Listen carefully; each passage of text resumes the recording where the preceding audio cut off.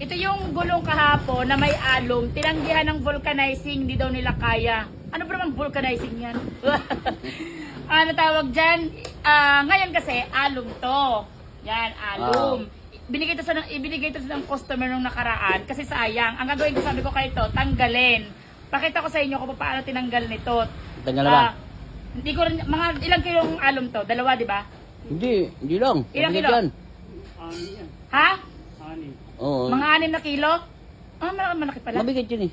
Okay, kung mag-6 na kilo siya, mga halagang 300 pesos, no? O, di ganon, mga ganon. Tapos kapag buti na, pag pinatanggal din pa to sa vulcanizing, 100 pesos pala. Oo. 'Di ba? Okay din. Ngayon, i-try nito at baklasin ko paano niya mababaklas kasi mahirap din, ha? Okay, Okay. napakita ko. Tot, 1, 2, 3, go!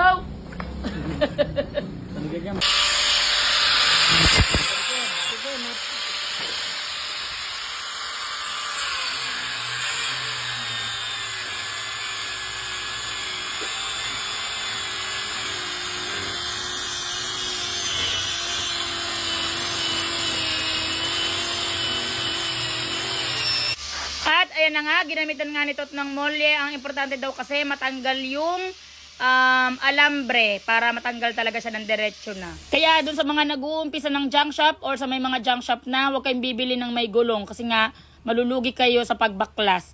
Matagal kasi at mahirap. Plus, magbabayad pa kayo na sa vulcanizing kung sakaling sila ang magtatanggal. Okay. Buti na nga lang, kahit papano, alum yan, hindi bakal. Kasi kung bakal yan, mas lugi ka. 'Di ba? Baka hindi ko yan ipaiwan do sa customer kasi nga mahirap ang mag-stock din yan. Kasi mahirap itapon ang goma niyan, magbabayad ka pa sa basura para lang matapon yung goma na yan. Kaya sinasabi kong lugi. Oh, wala niya. Bibigyan ko ng 10 piso. Oh, wait. Wait. Hawakan ko. Tagal! 8 kilo. Ay, hula, dali, ilang ka? Hula, dali, bibigyan ko ng 20 na lang. 20! Dagul! Siyam. Siyam ka? 8.5. 8.5, dagul! Walo. Ikaw? Ha? Sam? 10.2. Wala tong ano. Ako. 10.2. Gage. Ayos mo yung bit-bit. Ayos mo ka. Ayan na po. Ayan na. Binitbit na ni madam. Makikita na kung anong price. Dali. No. Ilang kilo kaya ang abutin? Ilang dane? Dali lang ka. 7 medya. 10.5. 1, 2, 8 kilo!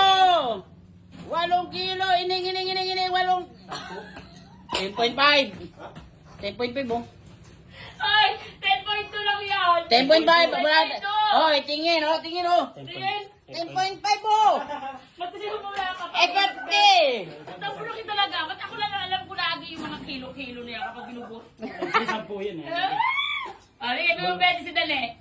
20 talaga kasi hindi nakatutok dun sa sa zero. Sa zero. Kasi dito Z, dito talaga zero. hindi zero. Z. Z. At ayun nga ako talaga nanalo kasi nga hindi nakatapad sa zero. Ah, Z. Z. Yan. At dahil dyan syempre soft drinks na naman tayo. Ano ba naman yan? Mga junk shop boy. Soft drinks. Bili kayo. Then, bye. Mwah. Chup chup. Aha.